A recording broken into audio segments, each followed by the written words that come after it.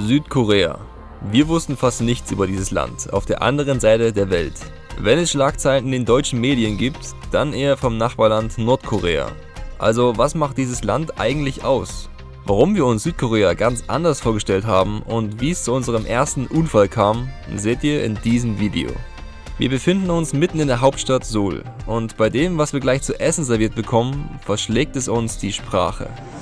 So, wir sind jetzt auf einem richtig großen Streetfood-Markt hier und ich glaube, Korea ist so ein bisschen berüchtigt für seine speziellen Speisen. Wir haben keine Ahnung, was es gibt, aber wir wollen jetzt irgendjemanden fragen, der uns hier 3 Sachen empfehlen kann, was wir unbedingt ausprobieren müssen. Aber hätten wir gewusst, was auf uns gleich zukommt, hätten wir diese Challenge ziemlich sicher nicht gemacht.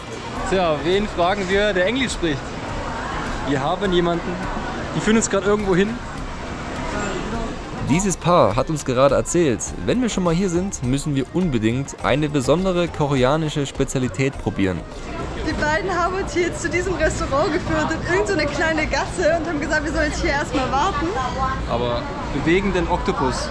Ja, die haben gesagt, dass es echt richtig lecker ist. Ich weiß nicht, ob ich es essen werde.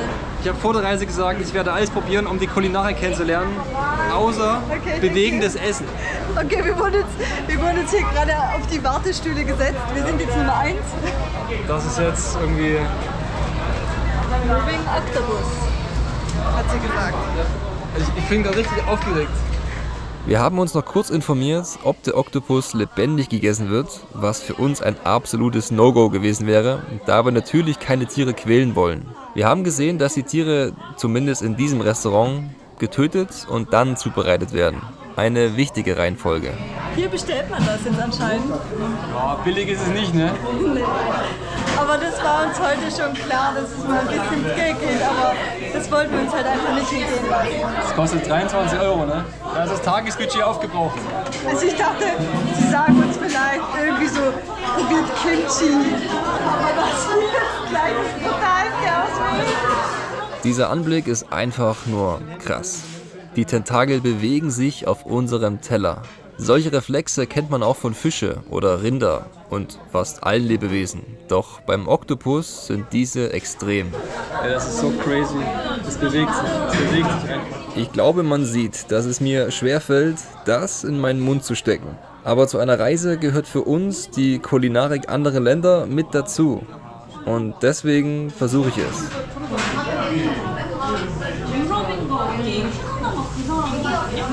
Es hat sich am Mund festgesaugt, ne? Es hat sich am Mund festgesaugt. Wie schmeckt's? Boah, du siehst halt, dass es bewegt, das ist irgendwie so komisch. Das musst du ja eigentlich richtig zerkleinern, damit es nicht in der Speiseröhre festsaugt, oder? Ich habe es jetzt mehr oder weniger hintergeschluckt, weil ich gar nicht so lange rumbeißen wollte. Boah, das bewegt sich unter meinem Finger. Ah. Und jetzt habe ich nur noch auf den Moment gewartet, Franzis Gesichtsausdruck zu sehen, wenn sich die Saugnäpfe im Mund festsaugen. Das ist so komisch, wenn sie es festsaugt. Ja.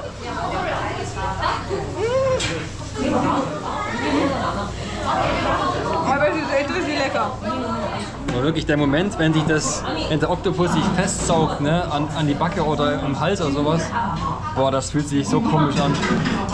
Wird quasi wie Sushi gemacht, ne? Nur so in eine Rolle rein, da krabbelt es rum, da kommt ein bisschen Gemüse rein, zusammengerollt und dann, ja, geschmacklich, was würdest du sagen?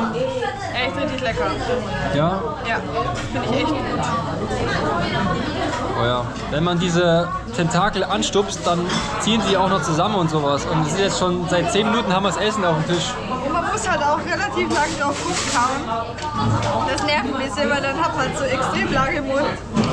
Manchmal würde ich da gerne ein bisschen früher runterschlucken. Aber auch wenn dieses Gericht ziemlich lecker war, bleibt das für uns eine einmalige Sache.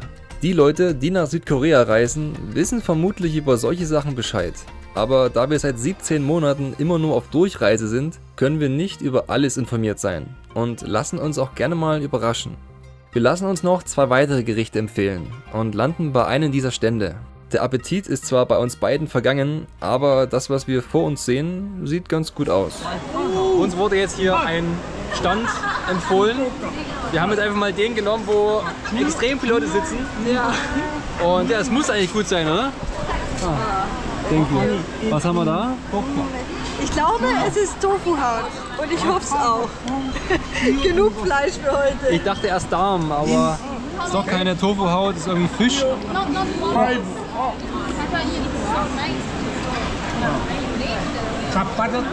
Wow. Schmeckt wie fischige Leberknödel. Oder? Ja, kann man schon beschreiben. Morgen geht es dann mit dem Radl wieder weiter. Wir sind sehr gespannt, wie Korea außerhalb der Hauptstadt ist. Das Moje. Am Vormittag haben wir uns noch die prächtige Altstadt von Seoul angeschaut. Schon 4000 vor Christus haben sich in dieser Gegend die ersten Menschen niedergelassen.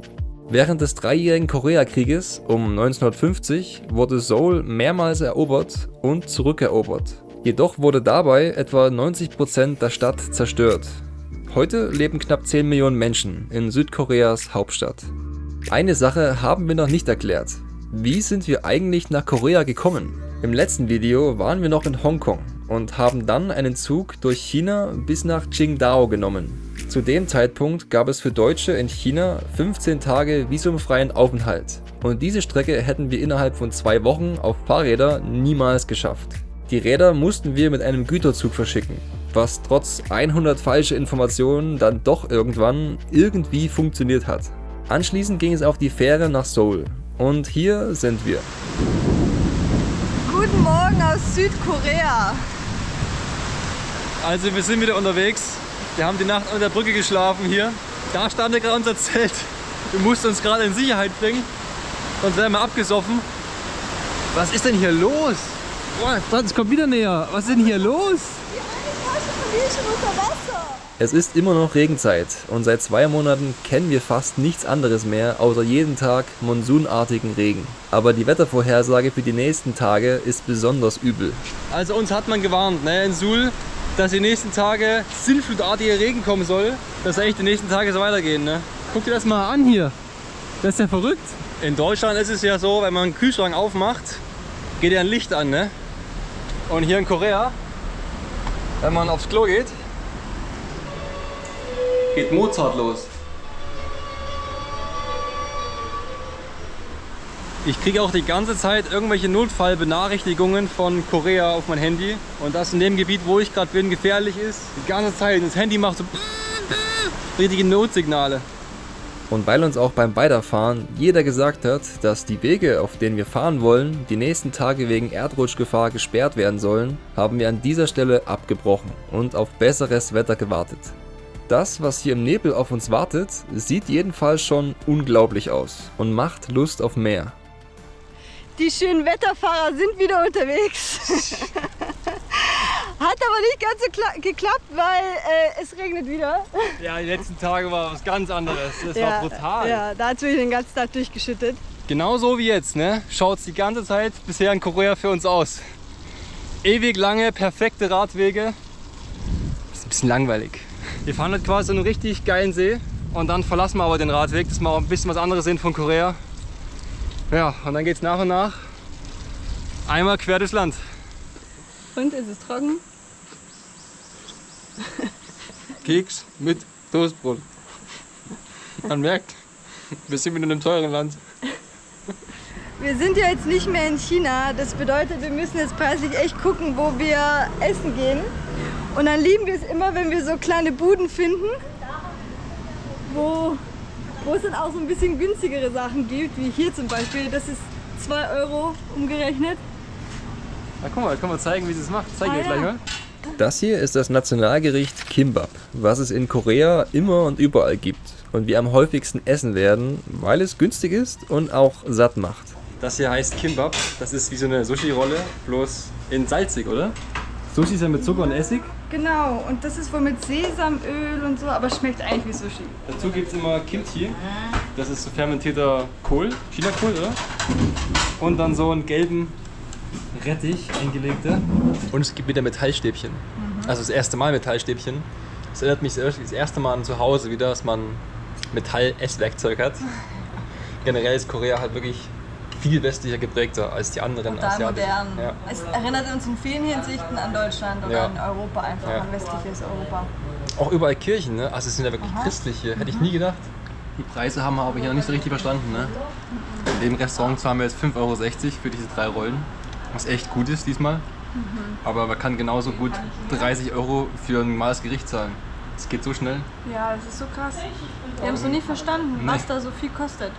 Auf jeden Fall sind wir bei Kimbap auf der sicheren Seite. Im letzten Restaurant hatten wir zum Beispiel auf gut Glück das hier bestellt. Also wir haben gerade bestellt. Ich dachte, das sind irgendwie zerkochte Tomaten. Zeig mal drauf. Aber das ist Eis. Guck mal, das ist wirklich Eis. Das sind eiskalte Nudeln. Geil. Aber jetzt mal genug zum Essen. Wir wollen wissen, wie es in diesem Land aussieht. Einen richtigen Plan haben wir nicht. Wir wollen einmal quer durchfahren, bis wir an der Pazifikküste rauskommen.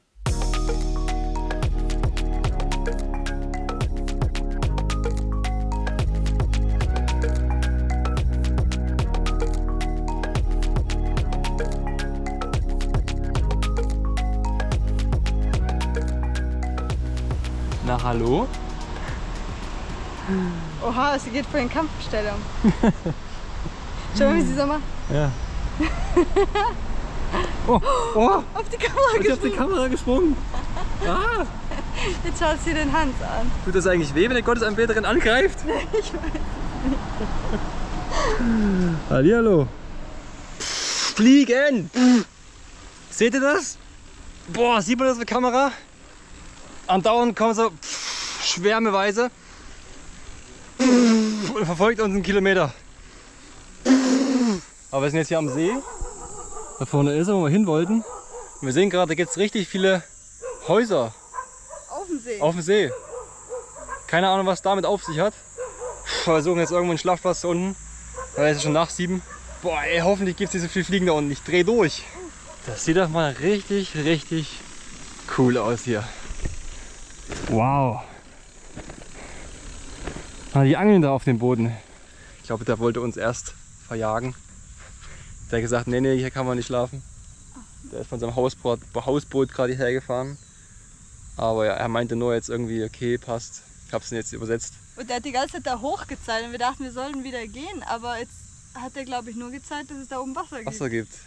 Wäre gut, ne? Bei Regentagen ist immer richtig widerlich. Bevor man ins Zelt geht, abwaschen ist Premium. Na, bauen wir jetzt das Zelt auf und wir sollen aber nicht leuchten aufs Wasser. Ich glaube wegen Fische, oder? Wegen Fische.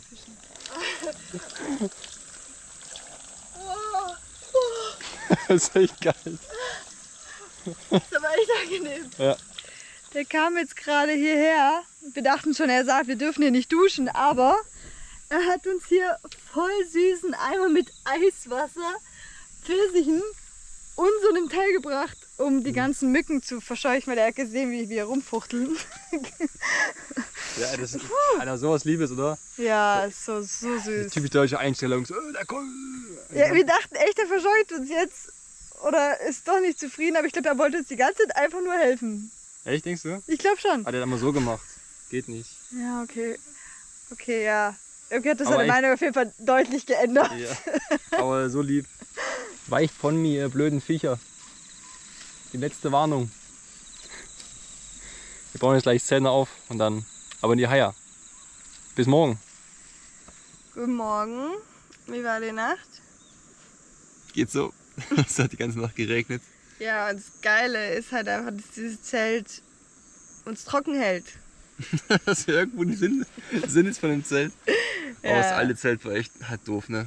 Da hat es wirklich immer reingetropft. Das war nicht so schön.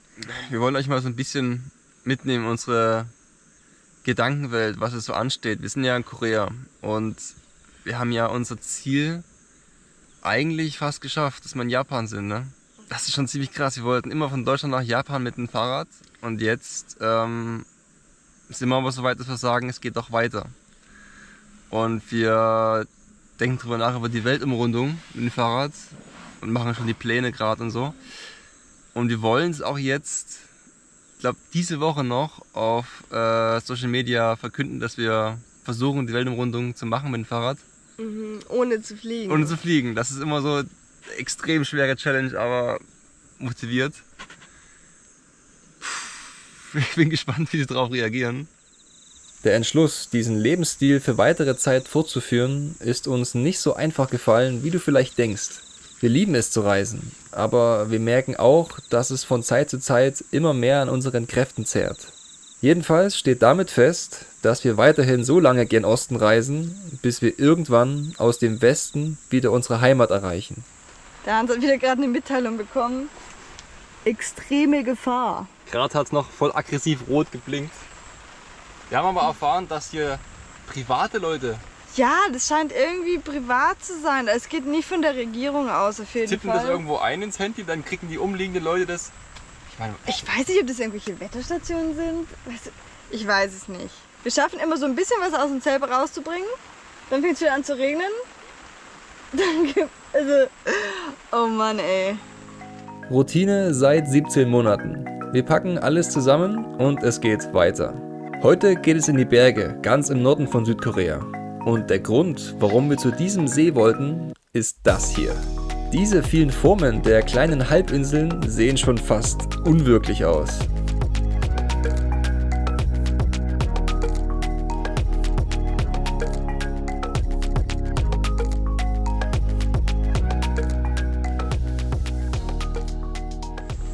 Na klar, wir kennen es nicht anders. Nass ist mittlerweile unser Dauerzustand.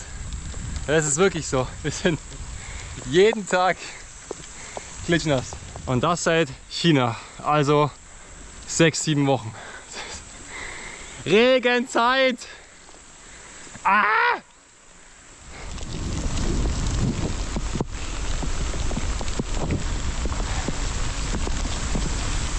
Wir haben so absolut keinen Bock. Heute ist echt ein Tag, wo irgendwie alles zusammenkommt und wir haben absolut keine Lust drauf. Und jetzt auch noch der Regen und ich weiß, der hört in 3 Minuten wieder auf. Wir sind dann aber halt komplett nass. Ich weiß, dass wir jetzt hier rumgejammere, aber manchmal nervt es einfach. Es nervt. Aber bei mir war es auch tatsächlich so, ich war jetzt duschen und wollte mich da ins Bett legen und der Hans so, hey Franzi, dein ganzer Rücken ist noch nass. Und ich bin so gewohnt, nass zu sein, dass es mir einfach auch gar nicht mehr auffällt. Geil. Es ist wirklich... Oh. Mit dem Wetterwechsel wurde dann auch die Stimmung wieder besser. Eine kleine Straße mit wenig Verkehr durch ein paar koreanische Bergdörfer.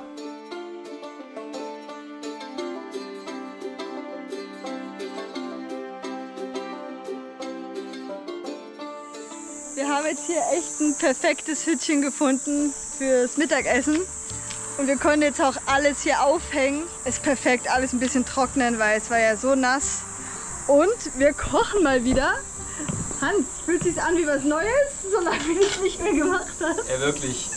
Nudeln mit einer Bolognese. Ihr könnt euch nicht vorstellen, ne? Ihr könnt es euch nicht vorstellen. Wie wir uns darauf freuen. Wir freuen uns so sehr darauf. Das ist so ein bisschen Heimat, ein bisschen das, was wir von zu Hause kennen. Ja. Hatten wir jetzt ewig nicht mehr. Mega. Wir kochen jetzt die Nudeln. Herrlich. Also riechen tut's wie die Hähne. Madonna. Wie lange hat man das nicht mehr? Keine Ahnung. Ein Jahr? Seit der Türkei vielleicht oder so? Krass. Ich kann es immer wieder sagen, ne?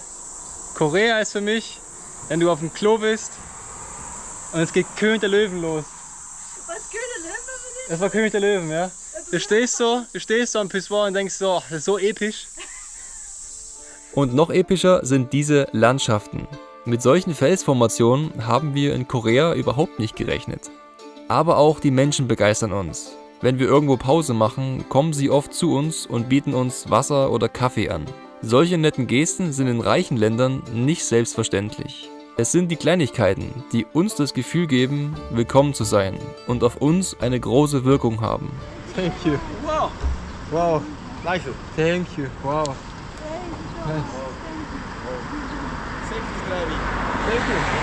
In günstigen Ländern ist es so, dass wir oft eingeladen wurden und beschenkt wurden. Und Korea hat einen sehr hohen Standard, ne? Ist mindestens so modern wie Deutschland.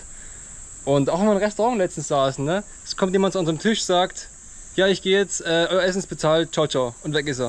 Und wir denken, wow. Ja. Weil sonst immer so die Regel, nicht immer, aber die Regel, je ärmer die Menschen, desto größer die Herzen. Ne? Also so ganz im Durchschnitt, das kann man. Oberflächlich ja. gesagt, ja. Ist einfach schön. Und wir müssen echt sagen, Südkorea hat nach dem, was wir bereist haben, bisher den höchsten Wohlstand, den wir je gesehen haben. Überall in der Welt gibt es moderne Städte, auch in Ländern, die ärmer sind. Aber die dörflichen Gegenden zeigen die Realität. Die Dörfer hier in Südkorea sind bisher alle modern und die saubersten unserer ganzen Reise. Dass man hier nirgendwo Müll sieht, liegt aber auch daran, dass alle mit anpacken, um die Umwelt sauber zu halten. Uns ist ein paar Mal aufgefallen, dass Menschen einfach den Plastikmüll aufheben, den sie irgendwo herumliegen sehen. Korea ist von alles ein bisschen, ne? Da ist eine Kirche, da ein paar kitschige, pinke Rahmen, da vorne ist eine Mühle, Holzhäuschen, traditionelle Häuschen und trotzdem da hinten die Hochhäuser und sowas. Es ist alles dabei, ne? Ist einfach cool. Ich sage euch, wir waren gerade wieder ein bisschen salzig. Es hat kurz vor der Schlafplatzur angefangen zu pissen. Jetzt haben wir hier was gefunden. Franzi ist schon oben. Als ob. Mit Bänke. Will sich verarschen. Die alle doch, also alle trocken sind. Ich dachte, wir finden nichts, ne? Boah, der Ausblick auch. Guckt euch das mal an. Ich bin gerade echt froh, dass dieser Tag so endet. Also man muss ja dazu sagen, ne? Da gibt es noch eine Plattform, wenn noch andere zelten wollen. Wir lassen hier keinen mehr hoch. Wir sind keine Koreaner, wir müssen nicht freundlich sein. Da gibt es Trinkwasser und da gibt es eine Toilette. Also wirklich. Ich meine, okay, das Einzige, man sieht uns von der Straße, aber... Also, vielleicht kann man drin sogar auf Steckdosen nachladen. Oh mein Gott. Dusche, Strom, Dach über dem Kopf. Wo ist das Barbecue? Jetzt sei doch mal zufrieden. Ich muss euch mal Hans seine Schlappen zeigen. Das ist nicht mehr feierlich, echt. Also meine sind inzwischen auch ganz schön mitgenommen, aber... Das ist ja voll okay. Was ist das? Diese Schnallen einfach richtig rostig und überall aufgerissen. Ja, der ist doch mal gut. Hat 1,5 Jahre gehalten. Guck mal, die Ameisen freuen sich auch. Die nehmen gerade so ein bisschen Kork mit. Oh je. Guck mal. Also wirklich, der hält wirklich nicht mehr lange. Ne? Der ist sowas von einem Arsch. Hier. Alter Schwede. Ich muss dazu sagen, es sind keine Birkenstock, es sind 20 € Dinger. Bio-Pantaletten, keine Ahnung wie es heißt. Bio, was daran Bio, Alter. Ja, meine sind auch ziemlich kaputt. Ich habe aber Birkenstocks. Wir werden mal gucken, ob wir in Japan vielleicht neue finden.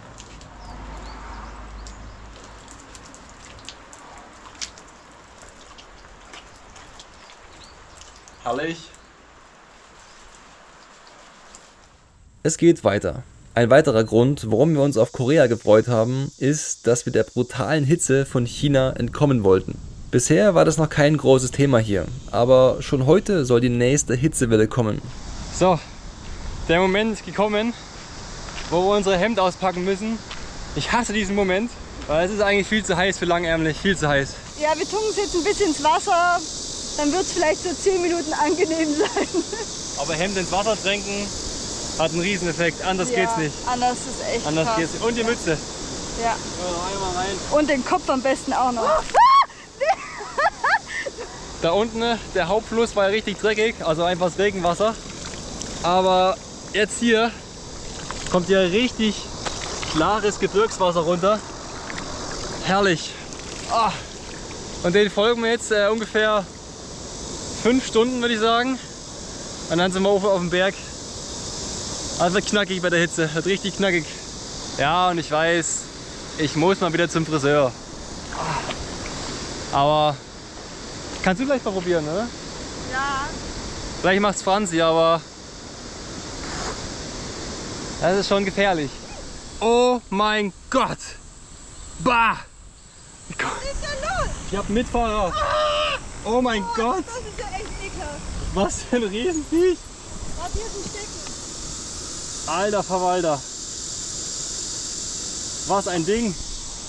Wann hat denn der sich an Bord geschlichen? Ich will das nicht machen. Ja, ich mach's schon. Oh. Halt mal. Ups. Halt mal. Ja. Junge. Alter, das ist ja ein Boah. heftiger Dude. Und er hat starke Spinnweben, wirklich. Boah. Boah, mach sie besser weg.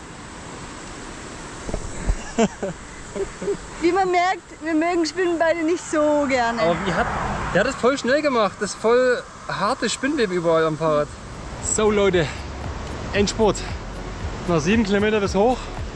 360 Höhenmeter glaube ich nur noch. Also, ja, ich denke eine Stunde.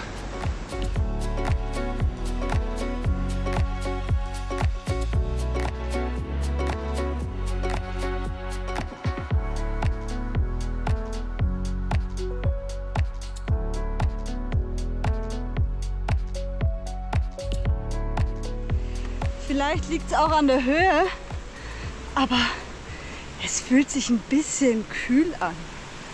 Das ist ein komisches Gefühl. Wir haben uns ja letzte Nacht das erste Mal zudecken müssen, weil uns ein bisschen kalt wurde. Also nur mit diesen Innenschlafsäcken. Davor haben wir eigentlich immer einfach ohne Decke geschlafen, weil es so warm war. Es tut jetzt richtig gut. Ja Mann. Boah, der letzte Kilometer. Alter, der hat's nochmal in sich gehabt. Er hat Kommun ein bisschen was falsch gesagt. Das war eigentlich nicht so steil. Aber boah, 1000 Höhenmeter und 70 Kilometer. Wir suchen uns jetzt noch ein feines Schlafplätzchen irgendwo. Da geht's da minimal runter am Berg. Irgendwo am Fluss, wo man sie waschen kann. Der Premium. Campingplätze gibt es in diesem Land überall. Aber das Wildcampen ist schwieriger als gedacht. Auch heute haben wir wieder eine Stunde gesucht, bis wir diesen Platz gefunden haben. Wir sind hier mitten in der Stadt, aber ich habe was erspäht. Sind wir jetzt einen Kilometer den Weg lang gefahren. Da vorne ist so eine Fläche. Schau, ist ja ganz okay. Können wir die Räder ranstellen und sitzen. Und wir haben sogar ein Bächlein. Eine Sache zeige ich euch noch. Da ist das Zelt. Ich habe da oben was entdeckt, wo wir uns duschen können. Aber ich glaube, es ist zu dunkel für die Kamera. Schauen wir mal. Ach du Scheiße! Oh, oh, oh, oh, oh, oh, das ist geil! Oh! Oh, das ist geil! Oh. Vielleicht bist du verwirrt, wenn du das siehst. Das waren wir auch, als wir aufgewacht sind und unser Zelt von Gymnastik-Omis umzingelt war. Wer kennt's nicht? Am Morgen erstmal mit der Gymnastikgruppe. Ein kleines Warm-up. Diese Süßen haben uns eine halbe Stunde mit Dauerlächeln zugeschaut, bis wir aufgebrochen sind.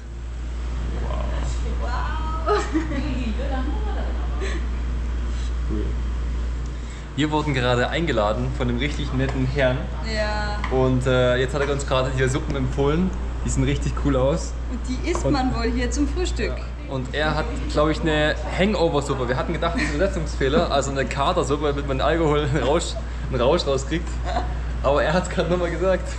Wie cool ist das denn? Also die Suppe ist wirklich sowas von lecker. Oh mein Gott. Brutal. Und ganz schön heiß. Also die kocht ja noch, wo man sie bekommt. Ja, in Korea muss man wirklich sagen, bisher ist schärfer als Indien.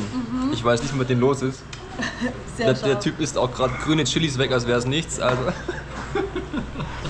Da war quasi so Fleisch drin in der Suppe. Die tunkt man hier in Senf und Sojasauce ein. Boah, muss ich zu Hause auch ausprobieren. Ultra geile Kombi. Oh, das war ja so ein Lieber. Der ist erst so bei uns vorbeigelaufen und da ist er wieder zurückgekommen. So, nee, ihr könnt doch nicht nur Brot essen, ihr müsst was Gescheites essen, wenn ihr Fahrrad fahrt. Und dann hat er uns mit ins Restaurant genommen und... Der war 50. 50, der sieht überhaupt so nicht jung so... aus. Ja, er sah viel jünger aus. Also so eine schöne Erfahrung und jetzt auch mal hier zu sehen, wie isst man denn hier Frühstück und...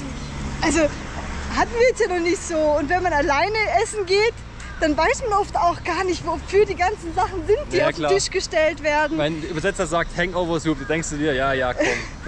Aber ja, ist irgendwie... Genau, und wenn man das quasi dann mit Locals macht, dann versteht man halt, wie man die Sachen auch mischt und so. Und ich habe ihn ja gefragt, ist okay zu filmen?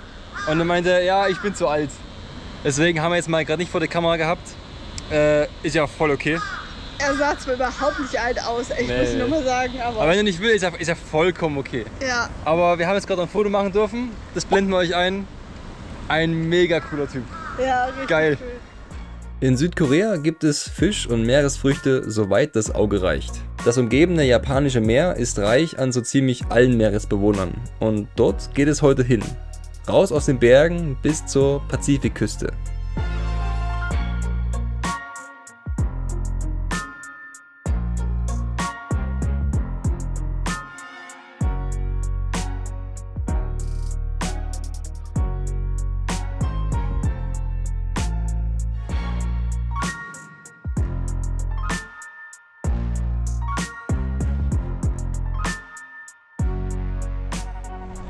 Franzi! Da ist es! Das Meer! Ich weiß nicht, immer wenn wir das Meer mit dem Fahrrad erreichen, da kommt so eine Freude hoch.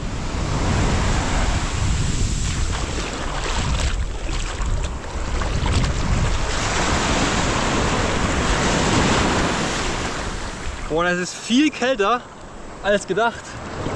Oh, also in dem Fall richtig geil. Jetzt fahren wir noch 4 Tage an der Küste entlang nach Busan und dann geht es mit dem Schiff nach Japan. Alles Schlag auf Schlag. Was ist das hier? Das ist bisher das steilste Stück unserer ganzen Reise. Es ist zwar super zäh, aber es ist wirklich kaum tretbar. Keine Vorwarnung vom Navi. Einfach so ein Bock. 36 Grad Mittagshitze. Kein Wind. Ist abartig. Franzi? Okay.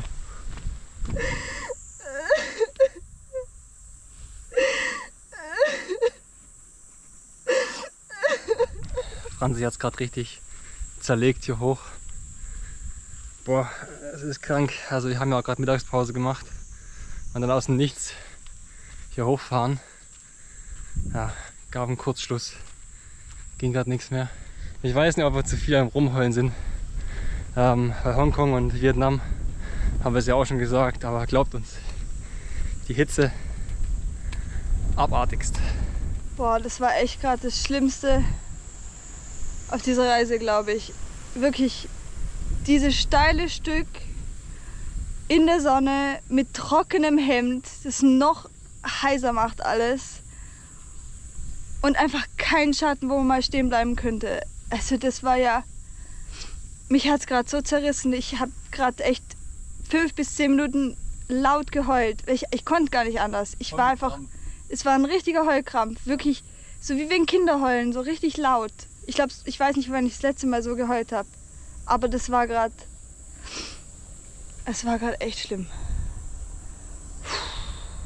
Ich glaube, wir haben uns noch nie so auf den Winter gefreut wie in diesem Sommer. Aber klar, solche Momente gehören genauso dazu wie die guten. Aber weiter geht's auf diesem genialen Radweg direkt am Meer entlang. Ich will mal betonen, ne? Das war kein Fußgängerweg, wo wir uns verirrt haben, das ist ein Radweg. Also wenn er so weitergeht, voll geil. Wir folgen den Radweg 3 ganze Tage an der Küste bis nach Busan. Also die Stadt, in der wir die Fähre nach Japan nehmen wollen. In dieser Zeit hatten wir nicht so richtig die Energie, mit der Kamera zu reden. Aber hier trotzdem noch ein paar Eindrücke dieser Tage.